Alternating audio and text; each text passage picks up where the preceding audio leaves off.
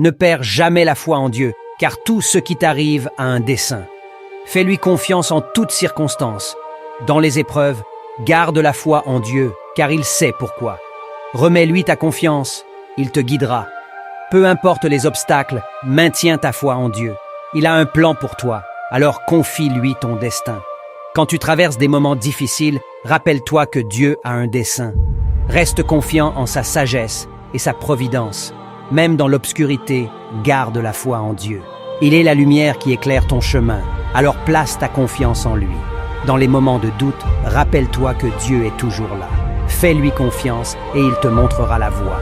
Lorsque tu te sens perdu, rappelle-toi que Dieu a un plan pour toi. Reste ferme dans ta foi et il te guidera.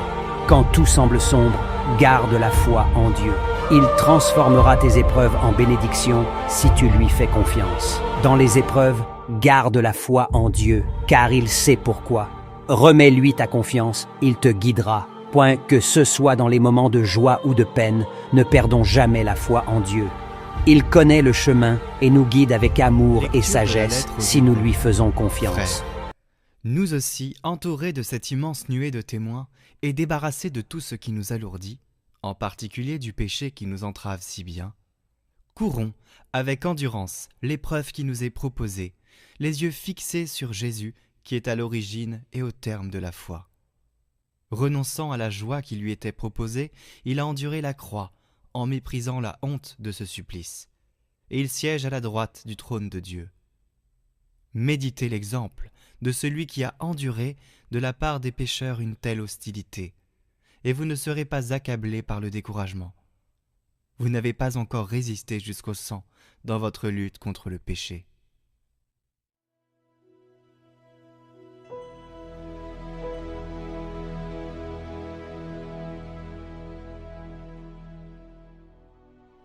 Ils loueront le Seigneur ceux qui le cherchent. Devant ceux qui te craignent, je tiendrai mes promesses. Les pauvres mangeront, ils seront rassasiés. Ils loueront le Seigneur ceux qui le cherchent. À vous, toujours la vie et la joie. La terre entière se souviendra et reviendra vers le Seigneur. Chaque famille de nation se prosternera devant lui. Tous ceux qui festoyaient s'inclinent. Promis à la mort, il plie en sa présence. Et moi, je vis pour lui, ma descendance le servira. On annoncera le Seigneur aux générations à venir. On proclamera sa justice au peuple qui va naître. Voilà son œuvre.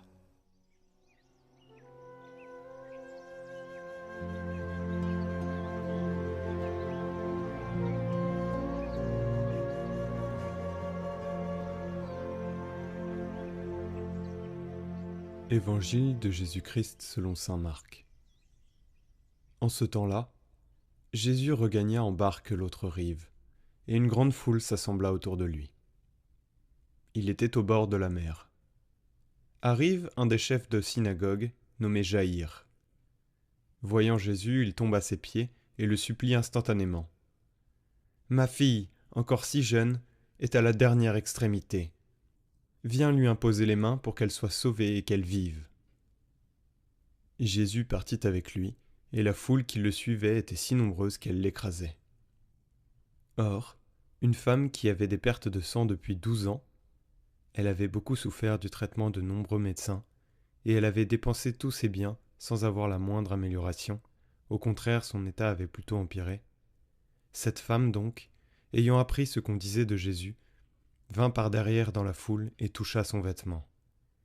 Elle se disait en effet, « Si je parviens à toucher seulement son vêtement, je serai sauvée. » À l'instant, l'hémorragie s'arrêta, et elle ressentit dans son corps qu'elle était guérie de son mal. Aussitôt Jésus se rendit compte qu'une force était sortie de lui. Il se retourna dans la foule et il demandait, « Qui a touché mes vêtements ?» Ses disciples lui répondirent, « Tu vois bien la foule qui t'écrase, et tu demandes qui m'a touché ?» Mais lui regardait tout autour pour voir celle qui avait fait cela.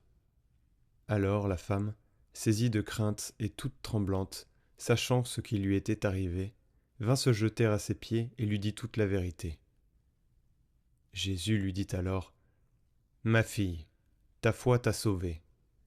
Va en paix et sois guérie de ton mal. » comme il parlait encore, des gens arrivent de la maison de Jaïr, le chef de synagogue, pour dire à celui-ci : « Ta fille vient de mourir. À quoi bon déranger encore le maître ?» Jésus, surprenant ces mots, dit au chef de synagogue : « Ne crains pas, crois seulement. » Il ne laissa personne l'accompagner, sauf Pierre, Jacques et Jean, le frère de Jacques. Ils arrivent à la maison du chef de synagogue.